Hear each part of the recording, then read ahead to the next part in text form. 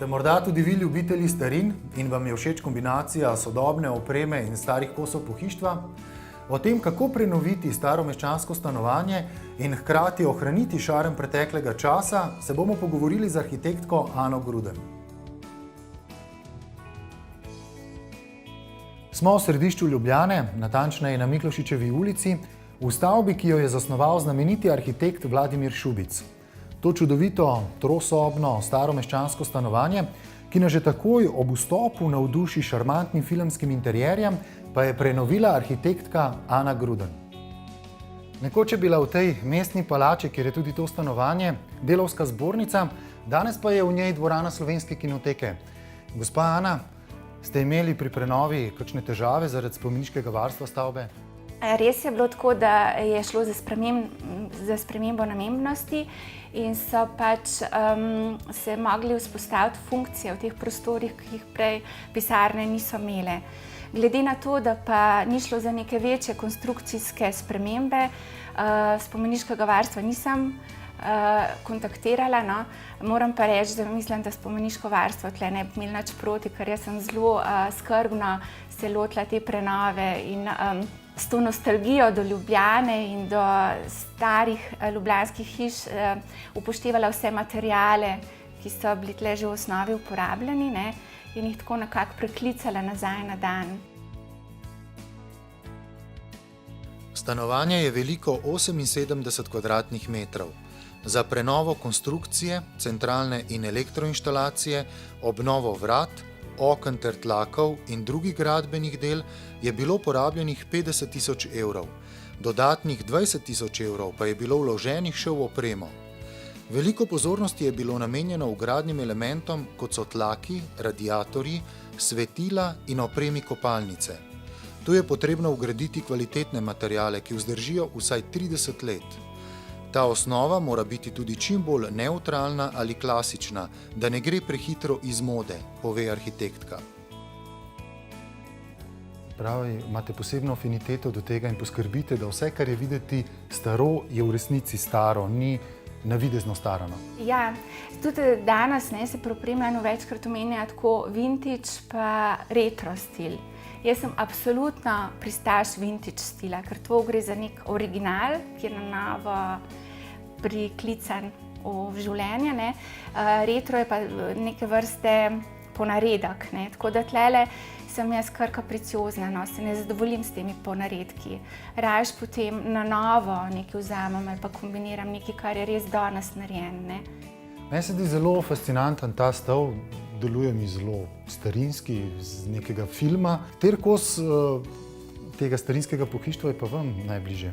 Tale stav, ki ste ga omenili, je res iz filma in sicer to so fotografi v 20-30 letih uporabljali za fotografirati svoje modele.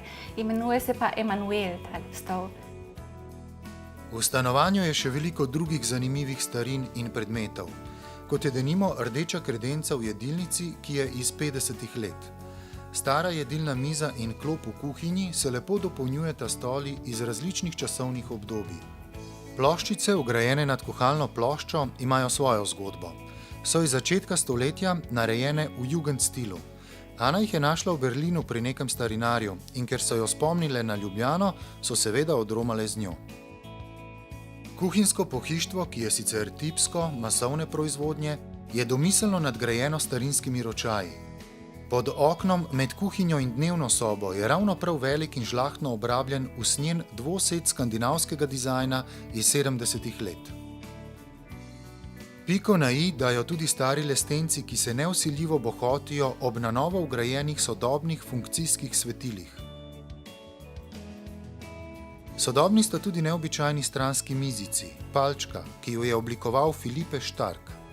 Poleg tega, da sta zelo praktični in se ju po potrebi lahko poljubno premika po stanovanju, sta odličen kontrast izbranim starinam.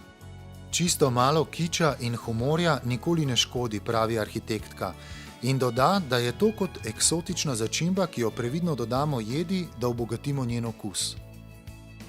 Moja izkušnja v Berlinu je bila tudi to, da ljudje, tam se veliko kosov dobrega pohištva dobi za zelo ugodne cene,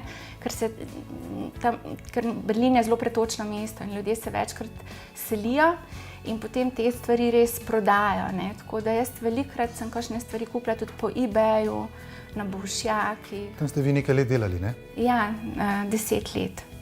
Tako da zdaj sem pa od septembra tle. In kakšna je vaša izkušnja? Kaj ste od tam pripeljali sem? Kaj vam je novega dal Berlin? Mogoče to neke vrste prodornost, da tam sem se naučila vztrajati pri svojem, pa iti do konca, zato ker sem mogla. Tle bi bila mogoče malo bolj na varnem, pa bi me lahko prej kaj ustavili, ne. Po drugi strani mi je dal pa tudi to neke vrste moč, da sem videla, da je vse možno, da če res slediš nečemu, da to lahko narediš, ne. Tako da, ja, je bila zanimiva izkušnja, tako lepa. Arhitektka rada organizira prostore tako, da so prehodni. Če je le možno, ima vsaka soba po dvoje vrat. Iz veže se vstopi v kopalnico, iz te vodijo vrata v spalnico. Med spalnico in bivalno kuhinjo pa so na novo vgrajena drsna vrata. Edini prostor, ki ima samo ena vrata, je dnevna soba. Zato je v steno med jedilnico in dnevno sobo vgrajeno starinsko okno, ki dovoljuje prost pretok svetlobe med obema prostoroma. Stara okna, še posebno takšna, ki so neobičajnih oblik, so njeni priljubljeni arhitekturni elementi. Eno manjše, staro okno je na novo zaživelo tudi na steni, ki loči spalnico od jedilnice. Svetloba, meni arhitektka, je eden izmed bistvenih aspektov pri prenovi stanovanja. Več svetlobnih virov oziroma lomljenje svetlobe ustvari bivalno bolj prijeten prostor.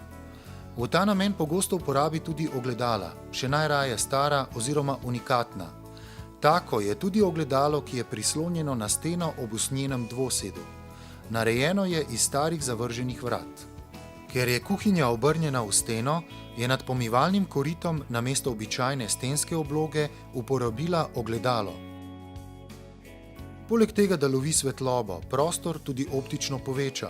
Ima pa tudi povezovalno funkcijo, saj lahko med delom v kuhinji sledimo dogajanju za jedilno mizo. Gospa Milena, to stanovanje je že 11. po vrsti, ki ste ga kupili in opremili, si ga prilagodili, in to naj bi bilo, po vaših besedah, vaše najboljše, ampak kaj je tisto, ki ga naredi najboljšega? Mislim, da starost stavbe. Meni osebno te nove, moderne stavbe niso pri srcu, čeprav sem arhitekt, ampak to gledam drugače.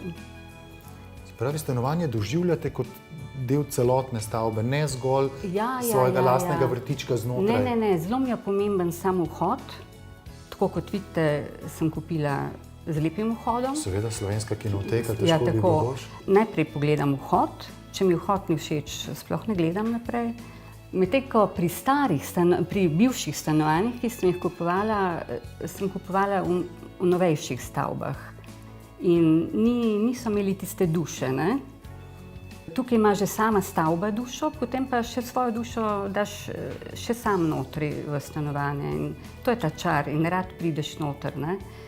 V tega sploh rada pridem, ker je vedno paznik od spodaj za sodišče, a ne? Nikoli nisem sama, ko vstopim v hišo, ne? Se počutite varno? Ja, v redu je to. Lastnica stanovanja je nadvse zanimiva ženska. Tudi sama je po poklicu arhitektka, vendar je v življenju počela druge stvari. Gospa je zelo nemirnega duha in se pogosto seli. Pravi, da več kot 3 leta še nikjer ni imela obstanka. Tukaj se zares dobro počuti, zato je ostala nekaj dlje kot običajno. Vendar je odločitev že padla. Stanovanje prodaja, saj bi se rada preselila na Primorsko.